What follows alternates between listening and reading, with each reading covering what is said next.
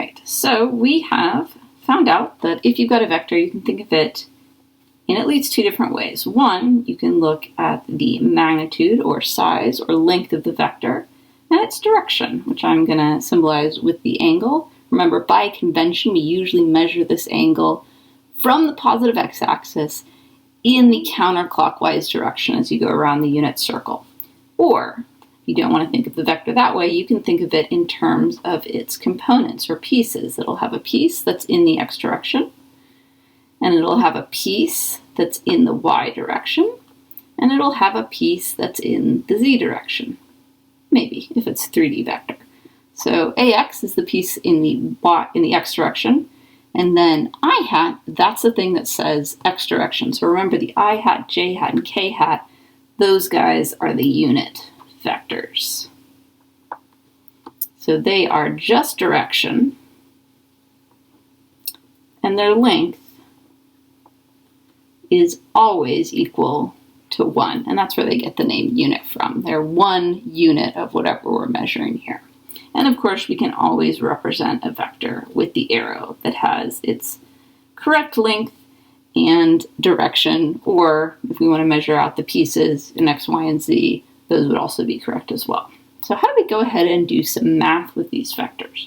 So if we want to know what is 2 times a, well, if we're in the magnitude and direction way of thinking of things, we multiply this vector by 2. So it would be twice as long. There we go. Let's double check. 1, 2, yep. But in this case, because it's a positive number, the angle wouldn't change at all. We'd just have a vector which was twice as long. If we were dealing with the component way of thinking of things, then 2 times the vector a, well, we'd multiply that 2 by each of the components. So basically, we're distributing it.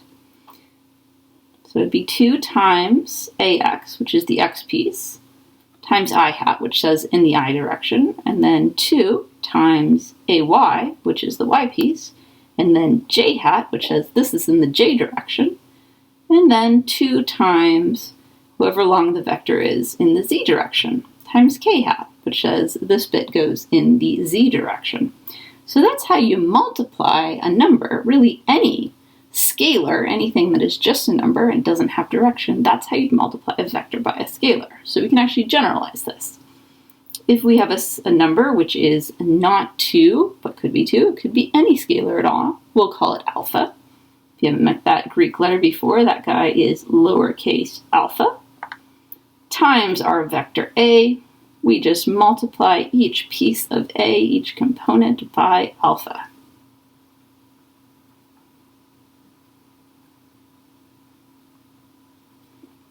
And that will get us this vector. Now what happens if the scalar is negative? Say we want to do -1. So really that's just we want to know what the negative of a is. Well, then we just do -1 times the x piece in the I hat direction times -1 times the y piece in the y direction times -1 times the z piece in the k hat or z direction. So that's how you do a negative vector. What if we're thinking in terms of magnitude and direction? Well, the magnitude of -a is going to be the same actually as the magnitude of a because it's just the length of the vector. The direction, now that's going to be interesting. So let's draw the picture. If we have -a, if we flip the signs of all the components, then the vector is actually, it's going to stay the same length. That's what we got going on here. But it's going to be going in the opposite direction. So -a is actually just pointed in the other direction. So the direction, this angle, would be this angle, whatever it is, plus 180. So instead of being kind of, if that's our x-axis there, instead of being theta from the positive x-axis, it would be theta plus halfway around the circle, or 180 if you're in degrees, or pi if you're working in radians. So just watch the direction if you're thinking of your vector in terms of magnitude and direction if you're multiplying it by a negative scalar, because the negative will make the vector flip direction. So now we've got vectors multiplied by scalars, by pure numbers. Now let's see what happens if we want to add two vectors together. So we've got our vector A. Let's think of another vector. We'll call it, B. Maybe vector B will look like that. And we can put B in component form. It'll have an X piece in the X direction and a Y piece in the Y direction and a Z piece. That'll be in the Z direction, of course. And if we want to add these two vectors together, so A plus B, well, we can do it by drawing out the angle. Let's see, we'll get A and just point out that's its angle theta, and B, I guess we'll need to, if that's the positive X direction, we'll need to give it a new angle. We'll call it phi. So if you're going to go ahead and add these guys, well, we'll do it first by drawing the arrows. We'll have A, and to add them, we will draw A from its tail to its arrowhead here. And then we will start at the arrowhead of A, and we will draw the tail of B up to its arrowhead. So, oops, we'll maybe look like that. Let's see, I don't know, actually I think B is a little more angled up. There we go. So there's vector A, here's vector B, and we've added them together. We've added them together in an A plus B, and to figure out what that vector is, we start at the tail of the whole line of vectors, and then we draw an arrow to the arrowhead of the whole line of vectors. So we went from A, and then we put the tail of B on the head of A, drew it there, and so A plus B is going to be that guy. That will be the vector A plus B. And you can do it out, of course, very carefully by looking at the angle theta here and the angle for B, which will be phi, and do a whole bunch of trig identities. But you can also switch over to the component form. And if you do that, you add the X pieces, the Y pieces, and the Z pieces, and it'll look like this.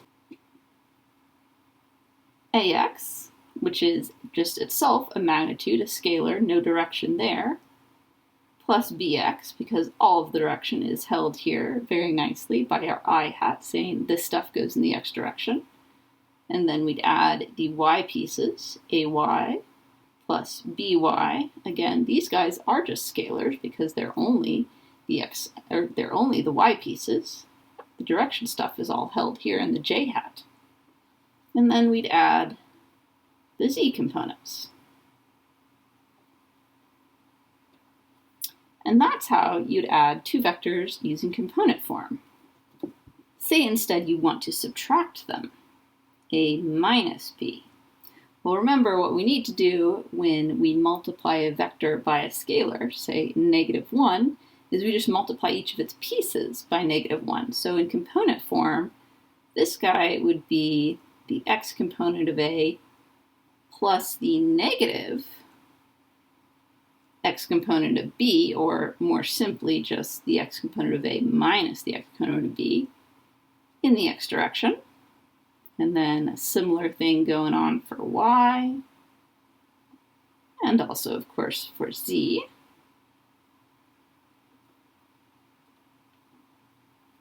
If we want to do it by drawing, well, then we need to get the negative of B, which is going to be the exact same size of a vector, just in the negative direction, and we'd add that to A. So we take A, redraw it down here. Oh dear, very difficult to draw straight lines today. There we go, there's A. And then we take negative B. So it looks like that. That would be redrawn like that. That would be negative B. And then the result, A minus B, it would be start from the tail of the whole chain of vectors and head towards the arrowhead of the whole chain of vectors. So that would look like that. That would be A minus B, that vector. So that is how you add and subtract vectors.